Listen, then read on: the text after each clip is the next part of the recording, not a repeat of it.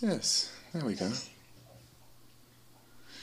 So, we've got Santa Claus here, which is cool. Feeling right at home. Up there in the northern land. You have snow, Mike? So, Mike, do you dress up your dogs as reindeers? I can't hear you. Lost his audio. Yeah. There you go. I dress up my car as a reindeer. Really? Yeah. You know those. You know the footballers who drive around with little flags? Yeah. You can buy reindeer antlers that fit on either door the way the little flags. That's cool. It will really look out of place here, though. You get like 1 day of snow and that's it. So. Actually, there's no snow on the ground here, and that's quite a shock. That never happened. Must be global warming. Blame the Americans. That's it. Why not? So, actually, I've been watching the weather radar, and they're having quite a bit of snow over in central and northern New Mexico. So maybe that's what they've done. They put it in New Mexico instead of Canada. We just took it all away from you. They need to have more snow for the ski resorts in New Mexico. So.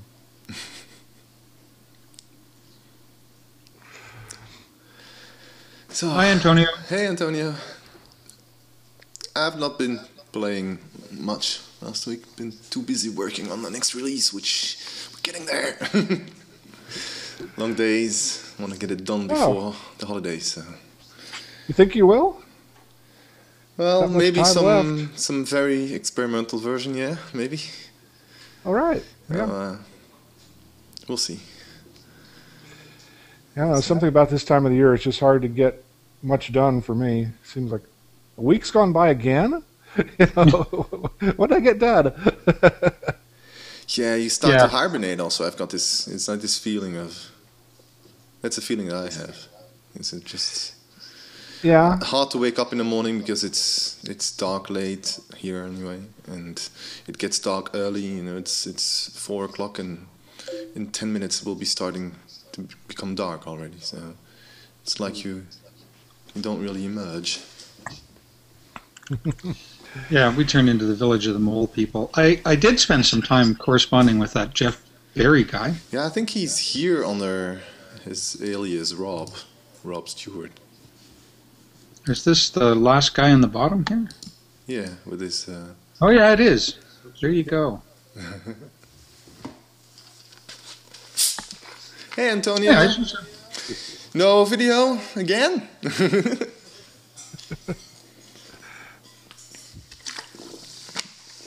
Huh. That's a shame.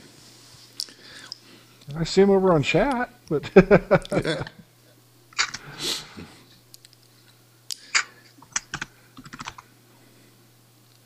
So yes, he said that you answered quite a bit of his questions. Oh, you know me, I typed a lot.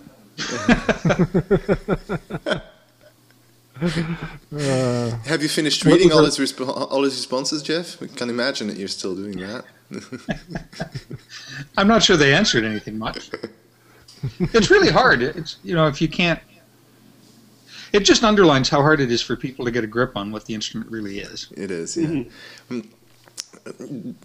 And anything you're describing can very easily be understood, kind of the wrong way around, and yeah, it's not easy. But I think we got to the point. I think people have trouble delineating what is Eigenharp from what is a plugin or a sampler or whatever, right? Yes. And where the limitations sit. Yeah, I think so. Well, it's very blurry because a lot of plugins or software instruments kind of, are enhanced when you combine them with the Eigenharp. So it's like you get a whole bunch of features and functionalities that you start using that you really didn't use before. Yeah, but there's a lot of plugins that are really good, and there's some that really don't change that much. I know, but it's like using the host automation parameters and things like that is stuff that you typically use when you're working with the DAW and when you're recording and producing. While when you use that through the Eigenharp in a live setting, which is something that people don't really use that for a live setting, it kind of enhances the resolution and the responsiveness a lot. And then if you combine that with some more advanced features that were added in 1.4, where you can actually have if you've got something like Kontakt, then if you arrange your host automation parameters right, then you can use different instruments inside Kontakt, and each having been tied to a different automation parameter, and kind of get this multi-channel data set up without having to go over MIDI. And which makes it much nicer. And so yeah, I do think that you start using them differently. There's this video of this guy. Have you seen the last video on YouTube? Someone posted a relatively new Eigenharper plays on his Pico, and he's using Zebralette. I really like it's an improvisation. I liked listening to it because you could hear, in my opinion, that he was playing the Eigenharp. He was like doing stuff with software instruments that you don't expect to hear, like doing vibrato on individual notes and getting his emotion in there. And I really liked seeing that. It's like, a year and a half ago, I remember people having this remark, oh, you can't hear that it's an Eigenharp and there's no Eigenharp sound. But I think even though there is no Eigenharp sound, I do think there's kind of an Eigenharp way of playing emerging, something like that. Yeah. Yeah, I mean, I definitely know the Eigenharp is a controller, but it's unlike any other controller, and it blurs the difference between a controller and an instrument, definitely. And that's hard for a beginner to even grasp, and it's even harder to explain to somebody how that works. Yes, because then you get to the next question. What happens, a controller controls something else, right? What happens when EigenD makes sound on itself without using a software plugin? Right. Does it become an instrument, or is it still a controller? So is the fact that EigenD runs on a general purpose computer, does that make it a controller? Or if you put it in a black box, does it then all of a sudden become an instrument? And what happens if you take a general purpose computer, and put that in a black box and don't say that it's a general purpose computer? Does it become an instrument? There's this whole... Well, it's continuum, right? It's the same question. They just made the opposite decision. Yes, yeah. So it's like I say, this line is very, very, very, very blurry, and actually, it doesn't really matter that much, does it? It's like, I think an instrument is being defined by if you can get into this feedback loop of feeling creative and wanting to play, and whatever you want translated is something that you expect to hear. And not having to do something that is alien to your physical impulse. I think that what makes something an instrument. And it can be anything. It could be my coffee table, or my dog. If I learn him, if I teach him what to do on different signals. Yeah. Yeah, I like that. However, it's very difficult to get that across to people that haven't spent a fair amount of time researching, really, what's going on with Eigenharps. It's so different. Yeah, it's funny to see. There was that video that I recorded on the Animoog iPad app with the Pico. There was someone only recently just commented on Moog's Facebook page where they put that, and he said that he would much rather play on the iPad than on those Pico buttons. And then you're okay. But it's a valid remark because he doesn't know, right? He just sees those squares and says, "Oh, he pushes on squares. That must be not very satisfying," right? Actually, it is possible that he's correct. I mean, it might not be for us, but constraining things to a 2D surface does simplify the playing, right?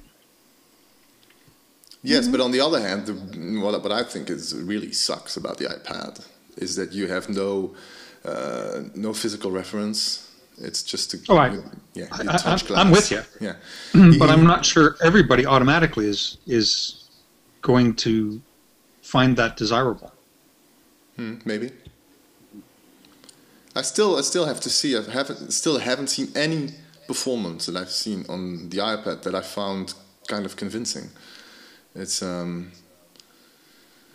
don't know, even from big guys, Jordan Rudess, who promotes his own app, and he said like, okay, but are you really gonna glue your face to the screen while you're playing on stage?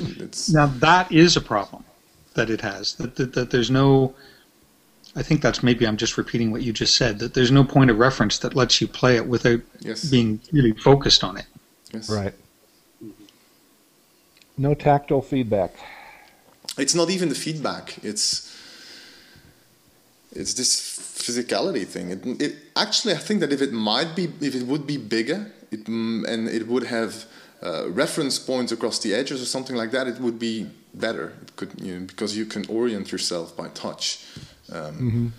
Haptic feedback would be very cool, but I don't think that you would be able to use haptic feedback as a reference point, more as a response mechanism. Say, okay, I'm doing something and I feel that something is happening. Right? That's how I've always imagined haptic feedback to be on a multi-touch device.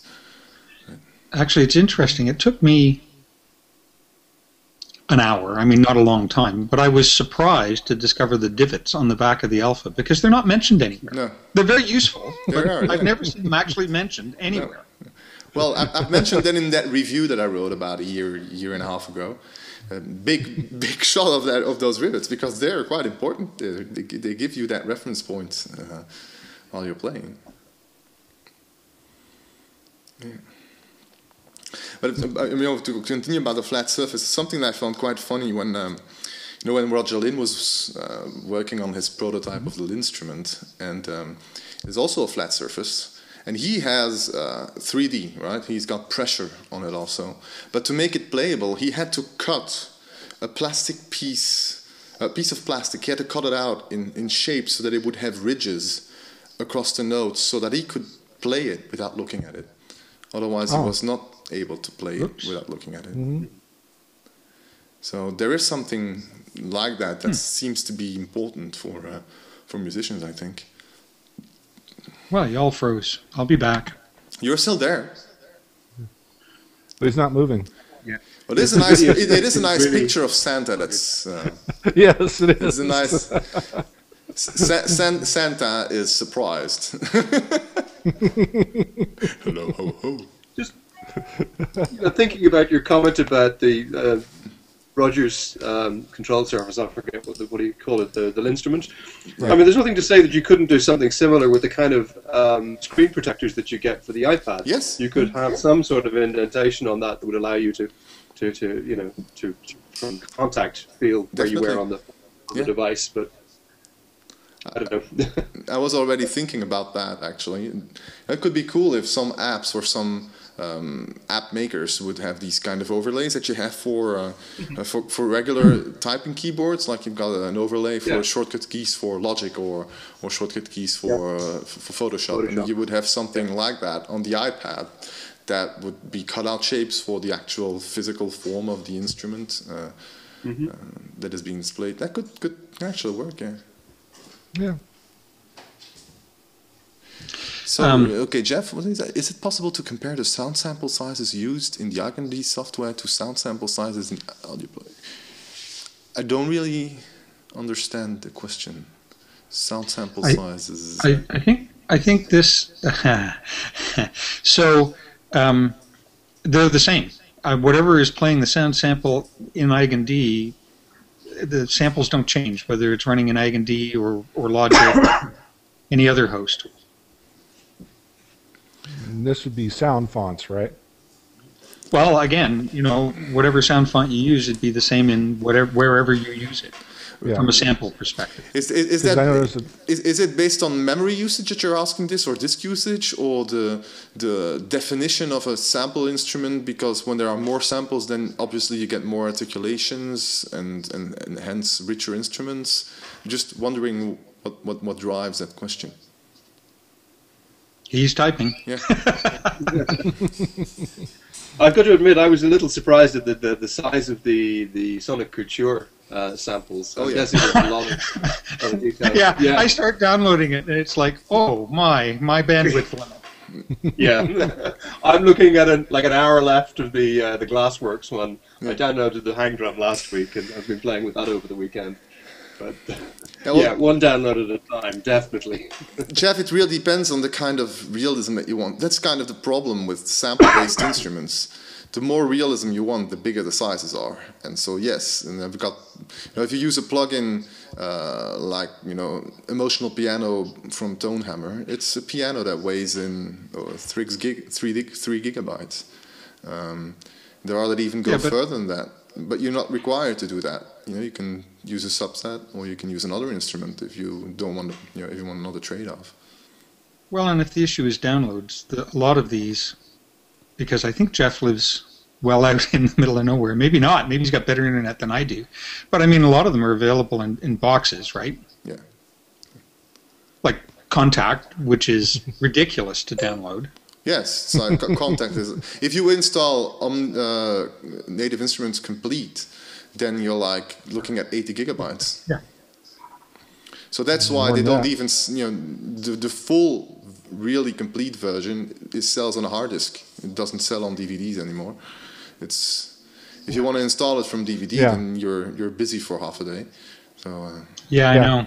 Yeah, and then it took me about 8 hours. And downloads them anyways. Yeah.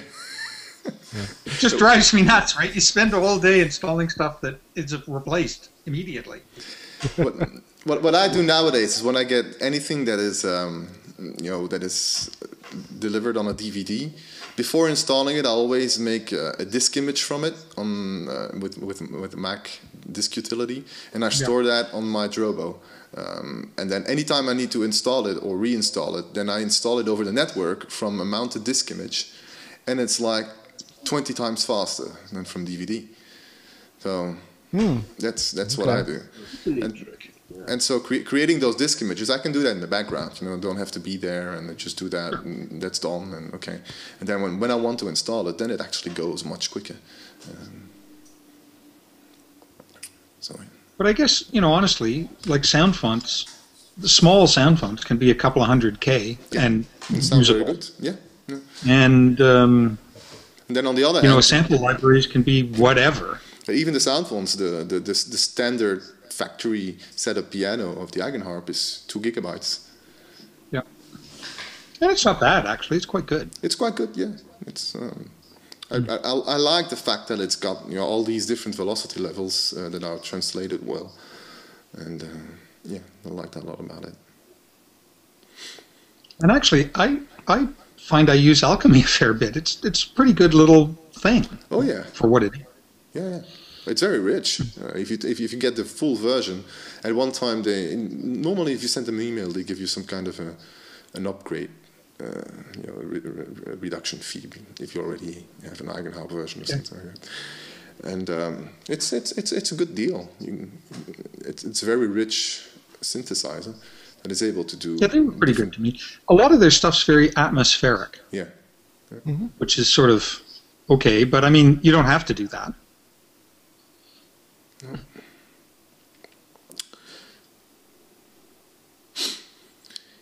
Yes, so Jeff, sample size, it really depends.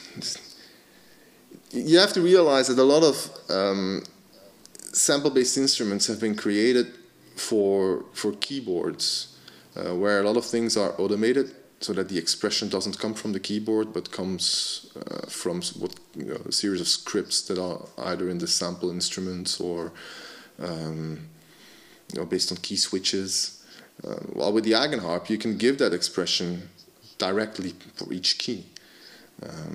That means that often you don't need as much samples but still, you know, if you want to play piano on a piano, the expression comes from the percussive way of playing it. You only have one way of playing it, which is the pressure and the velocity of that. If you want maximum of realism, then actually, and I think Antonio will agree with me on that, again, you don't use samples, but you use something that's, you know, like a modeled piano, like PianoTeq, or there's some others out there, and that, in my opinion, gives you the best realism. Yeah, I really like the applied acoustic models, like String Studio, and you can create crazy things with that. Yeah, and it's small. Yeah.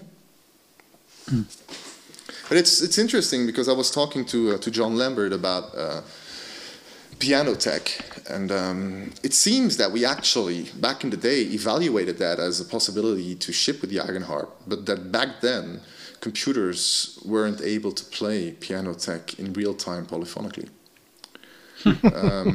So we've come a long way. So they probably optimize their algorithms, but at the same time, computers have become really, really fast. So things that, you know, there's this traditional way of doing things by having a huge amount of samples. I think that, you know, it's possible that in the coming years we'll kind of drift away from that and leverage more of the computing power and smarter algorithms.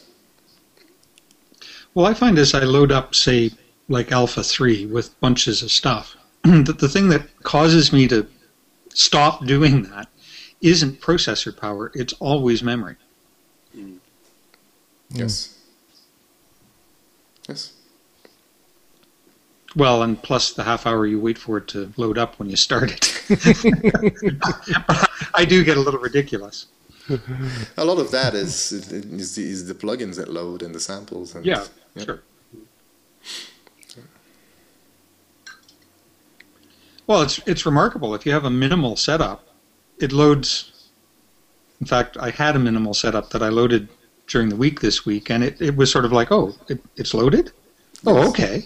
That, you know, that's one of the reasons why I posted those MIDI-only setups a couple of months ago, so that, you know, to show that it doesn't have to be big. If you want all the features and the functionality and, you know, the fine grainedness and you know, live performance things that the Eigenharps factory setup do, then it's like loading a DAW in memory with a whole bunch of things that are ready to go and already set up. But if you want to use it as a bare bones instrument, you know, then you don't have to pay that price if you use a smaller setup. It's nice to have the choice. Yeah. Well, Geert, on your HangDrum thing, I downloaded it, but I haven't installed it yet. I noticed there was a .nki file. Yeah. Is that actually that's actually the HangDrum instrument sounds that you can put in Kontakt 5? Yes. So it doesn't have the samples. It's just the instrument. But you need Kontakt 5 apparently for those to work, because Mike tried to do that with Kontakt 4 and it didn't work. And apparently I can't can't export to Kontakt 4. So I'm kind of stuck with those. But I didn't make many changes though. It's it's got the octaves mapping pre-selected. It's got how do you call that? They've got some neat thingy that automatically does some kind of rhythm thing when you press. Yeah. So it's got that disabled.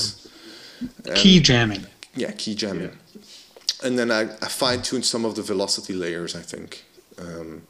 Just to my liking. It doesn't necessarily correspond to what the others like. So, sorry. I think I understand that. Yeah. The answer is just ignore it. If you have 5, use it. Try it. And if you don't, it's fine. Yeah. 5 is what I have. I have complete. And also, I downloaded. I think Boulder or something or other had some free instruments with a hammered dulcimer sound or something like that. And I haven't figured out how to load that into Kontakt 5 yet. I tried and I kept getting error messages or something, so I still have more learning to do. I think you need to use the file browser. Yeah, something like that. I started doing some searching on the internet, and there are some tutorials like, you know, how to get new sounds into Kontakt. Yes, that might be confusing. There are different ways of doing that. You've got the Kontakt library that's installed, where it kind of builds a database of sounds that it knows about, that's categorized in different instrument types and stuff like that. But then you also can go directly to a specific NKI or NKM file and load that. But it's another tab in Kontakt. It's not the library tab, but the file tab, I think. Okay, okay. Yeah, I got to sort that one out.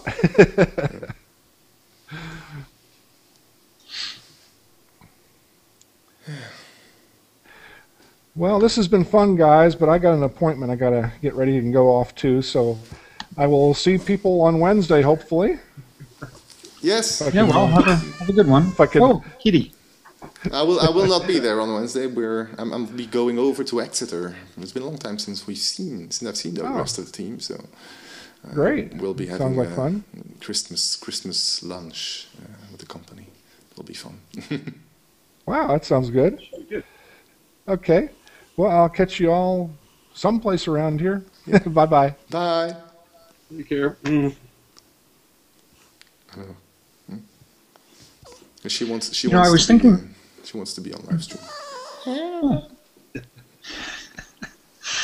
I was thinking about people going to your forum, and I guess a lot of them are going to take their harp as a carry-on. Yes. Yes. I'm going Pico only. I'm flying and traveling light, so. But I think that Chris will not be taking his Alpha either. Well, the reason I was thinking about it is you'd probably be a lot better off couriering whatever the hell you want to events like that. I mean, there's a general discussion. How do you carry on expensive carry-on stuff and not have them demolish it? And, one answer is courier it. Yes. It gets Do you think they're any more careful, Mike? Or is it just that you get to wrap everything up a little bit more carefully? Well, I wouldn't swear that they have better people working for them, but they do insure it. They do typically fly their own airplanes, so you don't have, the sort of baggage handling inspection thing. They deal with that themselves, right? Mm-hmm. Right. So there's a few layers of risk that aren't there. And if the air carrier drives over your Eigenharp with a truck, I think they'll just shrug and say, "Gee, that's really too bad." Mm-hmm. A courier would sort of say, "Oh, well, is it insured?" and you move forward. The thing though is, if you want to send something insured with the courier, it's unpayable. Oh, it's expensive. Oh, it is horribly expensive. You can, it's like, you think you're sending the Alpha, I think it would be like a fifth of the price or something like that. Oh, really? I haven't had that experience. Because I tried sending, I had a problem with one of my metric halo devices, the ULN8, which is quite an expensive audio device. It's like $5,000 or something like that. And if I wanted to send it insured, it would have cost, well, that's from Belgium. It would have cost about $1,000 just to send it across, I think. So I'm just reacting with surprise. I mean, so my Mohan Vina arrived. The ship, it's 64 pounds the way it was shipped. Mm-hmm. It came from India. It was it was about $200 insured. I know it was very expensive when I tried to do that, so I basically waited until I had to go to the US and put it in my carry-on. Yeah, sure. That's what that works. Yeah, because it was carryable. But yeah, we've got there is this other heavy-duty flight case that you can get if you're flying a lot. And otherwise, what I did, you have to put it in a little bit of perspective, because Neil, our marketing guy and sales guy, he's been, 50 flights with his Alpha and his Tau, using the regular flight case, which is the polyester one, which is not really heavy duty, but it's manageable. You can carry it yourself, and they're all perfectly fine. There's never ever been the case has had some heavy beating. Yes, when I met him last year. Yes, and that was the only problem we've seen. Yeah. Yes, but the instruments, they're totally fine. And I found that when I flew with it, when I just put them in like that, the problem was that most of the people react to those cases as if it's a gun. Yeah. So I put huge stickers on them, fragile, unique and exotic musical instrument on all sides, and I could see that it was handled totally differently. So I think it's also a matter of perception. And I do think that most of the baggage handlers are not bad people, right? If they're doing a job and they can understand that something costs money, but they also, if they think something is not fragile, then they will just handle it as it's supposed to be handled. And well, I actually read a really interesting, I can't remember where I found it, I'll try and dig it up, interview with a baggage handler who sort of said, it costs a lot of money to keep an airplane on the ground. Some airplanes are packaged in those bins that they pre-fill and then roll it out into the airplane. But if it isn't, basically one guy stands at the top and literally has to throw whatever comes up first to the front of the airplane. And his recommendation was to buy the bags that have the 4 wheels on it. He says, we love it. We just put it down on the floor and push. You don't have to throw it, and your stuff doesn't get thrown. Right. And so another thing is that I think that you can't get the Alpha on a plane. So if you travel with the Alpha and have it being accepted as regular checked luggage because it's oversized, so it already needs special handling. Yeah, it's not something that seems to be going with the rest of the luggage. So that's a positive thing, right? It is a positive thing. Yeah. Well, it's going in with golf clubs and things like that, I presume. Yeah, but on the other hand, they will look at it and they say, okay, how are we going to store this with the rest? Yeah. And if you put stickers on it, then they'll probably see them. Yeah, firing neurons is a good thing.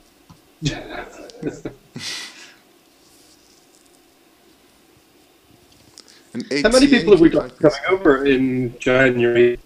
Geert, do you have I don't know the final count yet anymore, sorry, but it's what's on the wiki. You can have a look on the wiki if you want. I think with the team, we're probably up to 13 or something. How many of the team will be there for this? Everyone. Well, we're a small team. Yeah. We'll get to meet everyone. Yeah, the whole crowd. Mind you, they all fit in an elevator at once, too. Yeah, I'm not sure that if no, not sure. Depends what kind of elevator. Yeah, I suppose. Freight elevator. Yes, it can travel as special luggage. Yeah. So, Antonio, are you getting that flight case from Eigenharps, or are you getting one made or making one yourself?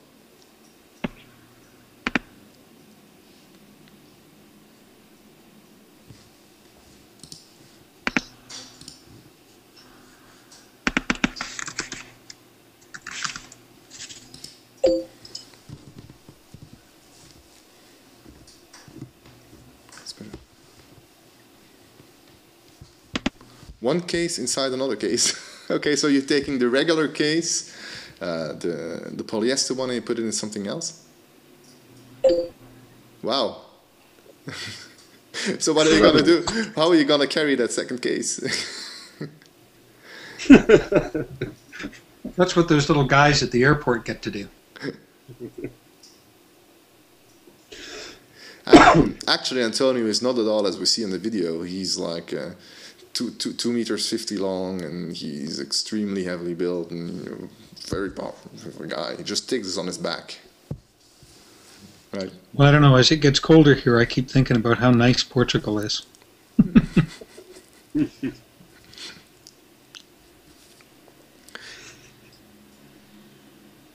have to exercise before. Wheels on each corner. Yeah, that might be a good thing, but they will probably be ripped off in the airplane. Yeah, that's another thing. Anything that is not kind of in the same axis, the flat surface that they push it on, that will probably be ripped off.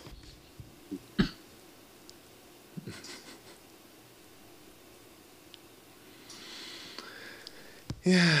You know, a friend of mine is actually getting hip replacements, and I wonder if that means he's going to set off every alarm for the rest of his life. Who? A friend of mine is getting hip replacements. Oh, They're right. metal. Yeah. And, I mean, I think does that just mean you're always harassed when you go to get on an airplane? Probably. I don't know. I don't know, because that would seem like a common enough operation these days. My dad had one done last year. Well, has he been on an airplane since? Yes, he has, and I don't recall him saying that he got harassed all the way to Australia and back.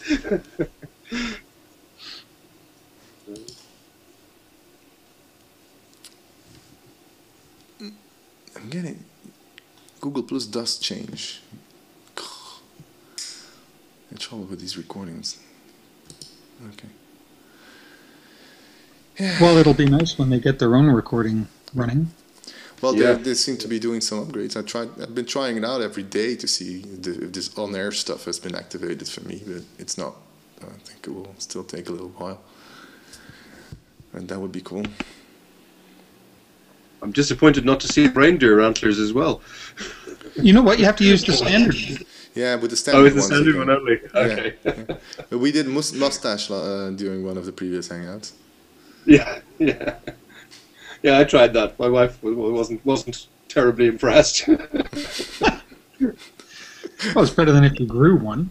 Well, exactly, clearly.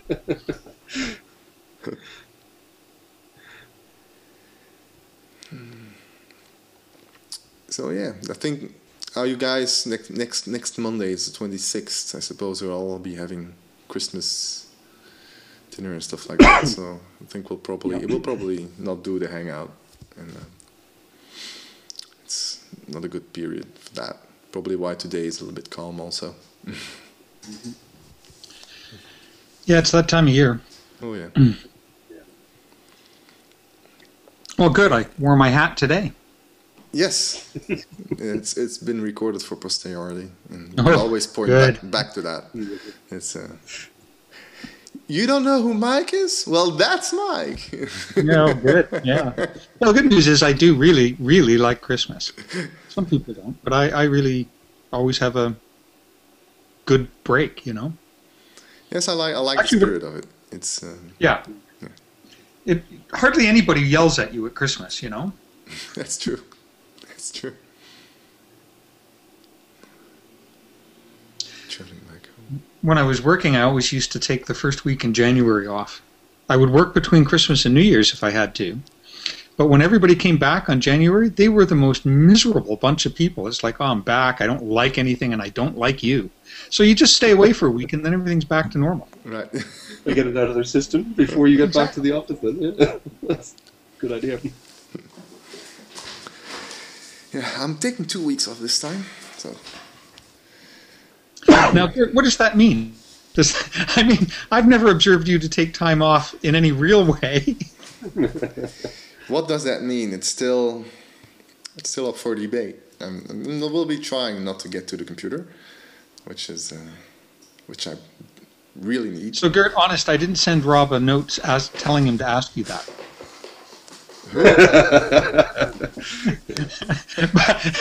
but if I thought of it, I would. Of what? Sorry, I didn't follow Look in that. chat. The what? Sorry. What's the new stuff coming up with EigenD? Oh, that. Oh, what's the new stuff? Well, It's the LW question. When? I can't say anything. I know It's, you can't.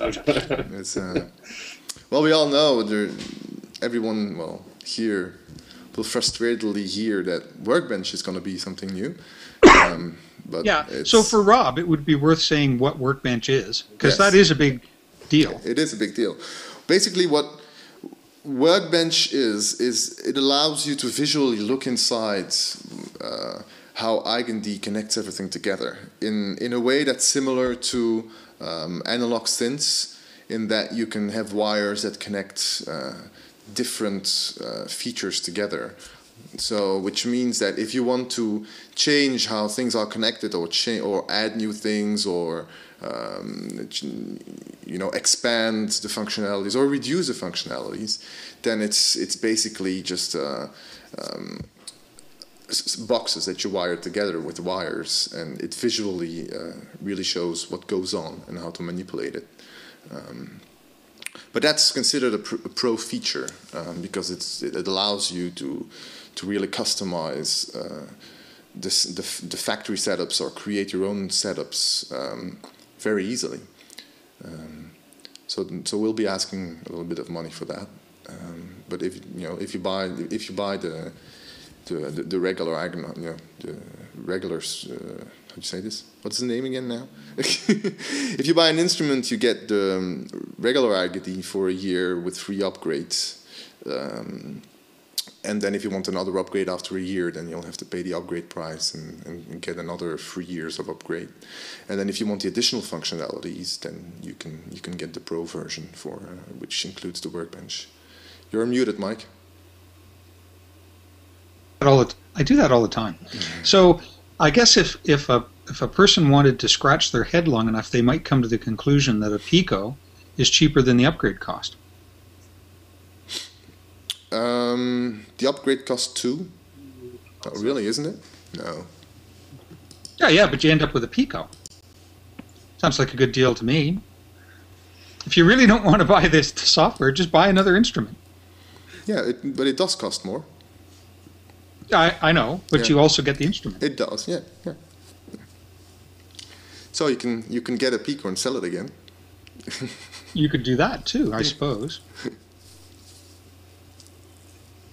Give it to somebody for Christmas. Yeah. That raises an interesting question. Since I lent my Pico to my son, I'll get it back, so it's not unimportant. But I don't think has anybody given any thought to transferring software licenses or support licenses? Yes, I think so, but not me. Yeah, okay.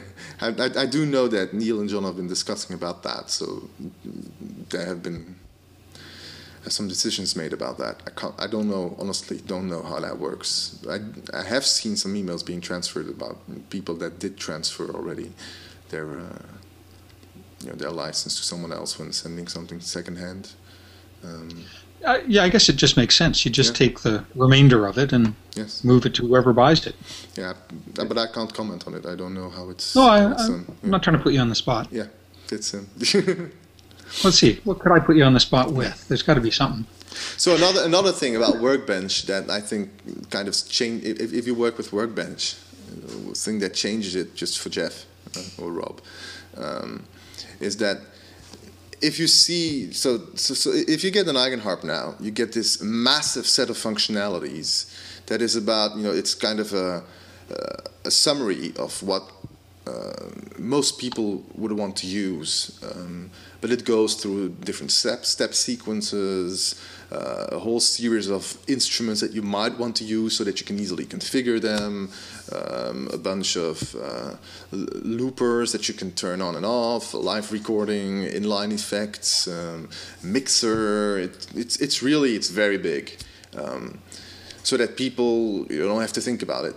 But if you start getting into something, if you start getting into Workbench, then you can actually easily build your own versions of that are much nimbler and much smaller, and then load also much quicker and do exactly what you want to do.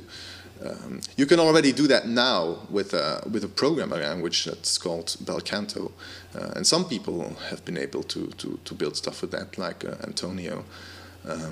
And Workbench is a little bit like a visual way of using that. You can a little bit compare it with Max MSP, but specifically for live performance of high resolution instruments. And then the nice thing about that is that you can easily switch between setups if you've got different things that you want to do, similar to if you would be loading patches on a software instrument. So that's another thing that you could do with it. Yes. Is there anything that you have to do to code agents specifically for Workbench, or is it just the general framework allows the Workbench code to recognize what are the inputs and outputs of any agent? You don't have to do anything specifically. We are redoing all the setups though in Workbench so that visually they look good. Okay. Because the previous ones, well, built-in bel canto, meaning that there is no layout information. Right. And so does Workbench save additional layout information then in the setup itself? Yes. Right. Yes. Yes. And something where we've just recently added also, which will be expanded in the future, but it's the initial take on this is that you will have the ability to have sub-configurations. So a setup with, for example, a sub-configuration for a particular instrument that's saved to a different file and then can be used by someone else without having to change the entire setup. So let's say that I build a modular synth as something that we call a rig, then it becomes concise and packaged in a rig, and that's then saved out as a rig, and someone else could take it and put it in his own setup as a rig. Or your HangDrum setup. Yeah, for example, yes. So, but in the initial experimental release, there will be no nothing that makes that easy for you to be able to export and import. But it's just a file, and if you know what to do, then it's how I've been building my setups now. But it will be some. I'm just reading Antonio's. Yeah.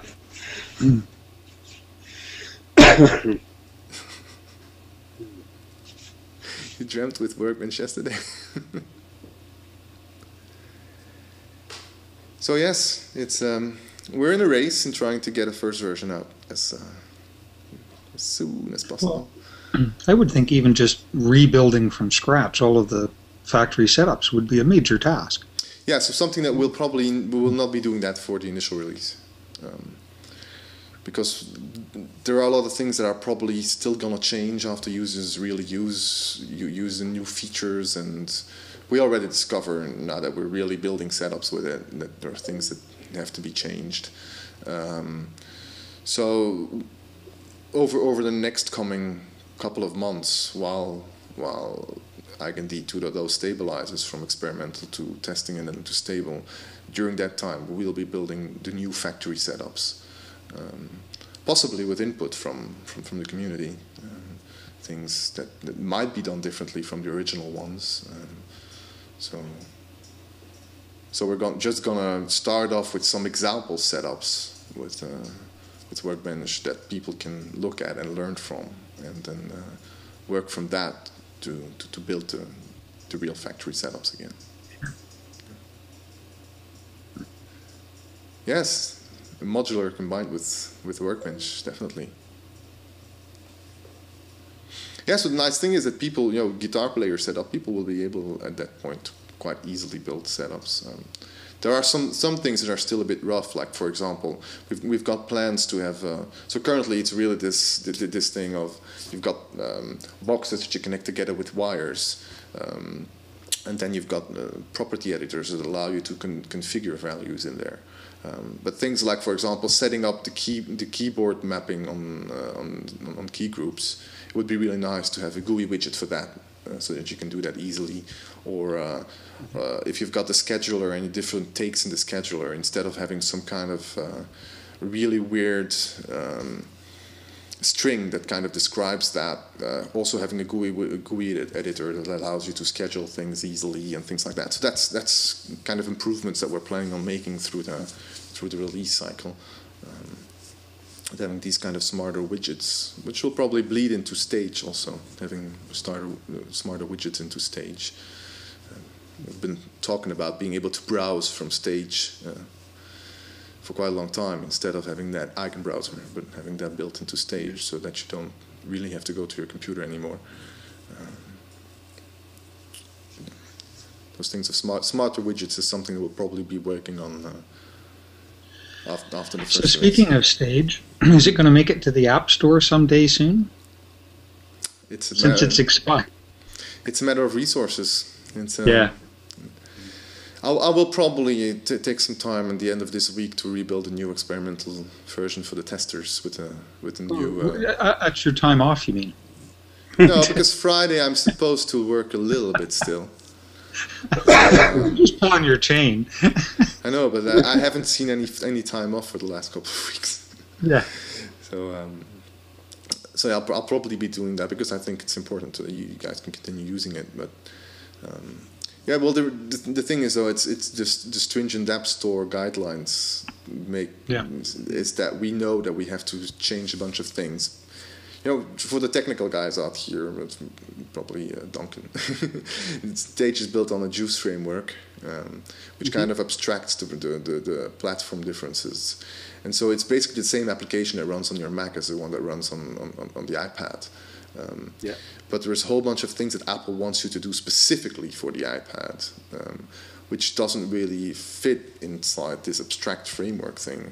It's like, for example, when there is a wireless, when an application requires a wireless network and the wireless is not active, instead of popping up a dialog saying searching for network, something like that, it has to use the standard wireless network dialog and allow you to turn it on and select through there, which means that we have to kind of bypass this framework that abstracts the platform differences and do something very platform specific there. And there are a whole bunch of other things like that that we haven't done. But we know that if we don't do them, the app will not be accepted anyway. So that's why. It's kind of tedious. Yeah, it is. It is, because we really have to go through, and there's this whole list of things, and it's like, I don't know, hundreds of little bullet points that you have to respect, and that they say don't even send it in for approval before you're sure that all of these have been checked. So that needs to be done. But yes, Mike, I hope we'll get it in there soon, because it's also a little revenue stream. Sure. So. But yes, I think we'll be tidying all that up in the new year, I think. Yes, time and dedication. Yeah. Well, I hear my wife coming, so I'm going to hang up before we get to hear the dogs go wild. Take care, guys. Bye. Merry Christmas. Merry Christmas. And then there is also another thing that I would personally like to have better support and for more multi-touch gestures in Stage. So we already have multi-touch support now with the latest Choose release. So you can control different sliders on your iPad or iPhone. But there are other gestures that would be nice to have, and to kind of integrate it better with the iOS or touch-based interface. So. So what's your take on the amount of effort then remaining to get it through into sort of App Store? It sounds like there's a reasonable amount of work. I do think it's a couple of weeks to get it right. Yeah. But yes, it's beginning of next year. Oh, there he is, Antonio. Yeah, Antonio. Yeah, video. Beginning of next year, I think we'll probably be getting into that. It's okay. Because we're really on this huge spike to get 2.0 done first now. Mm-hmm. I did take a little break early this morning to prepare everything for another, to put 1.4 in stable.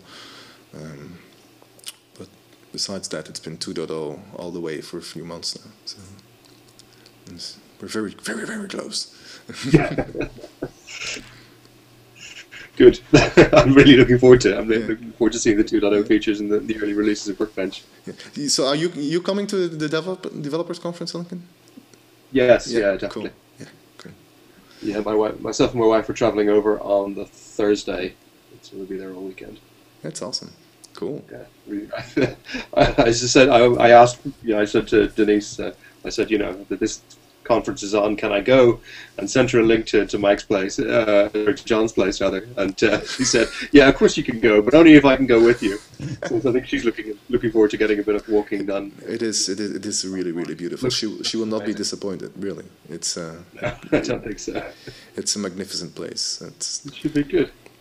It'd be nice to meet everybody in person as well. Oh yeah, yes, likewise. It's a kind of place. Well, it's a stupid thing, though. You probably might want to let me know about this. Probably should send something about this. I'll talk about it to John. But for example, it's quite a good thing to have a flashlight, because if you want to go walking outside, it is really pitch dark if it's dark. Mm-hmm. It's like you don't see anything. The first time I was there, I had to walk back from John's place to the manor, and I knew the way. I said, well, it's just down the road. I'll get there. And he started laughing. He said, yeah, well, you go ahead and we'll see how far you get. And I closed the door behind me, and I took like 4 steps, and like, okay, well, I'll take my iPhone out, right, and then light the way with the iPhone. And I took another 4 steps. I'm like, this is never gonna work. So I went back, and he started laughing more. I should hope for some clear skies then. My former studies was in astronomy, so it's rare these days that you find somewhere as dark. Get a good night sky. Oh, you'll definitely get it there. Yeah.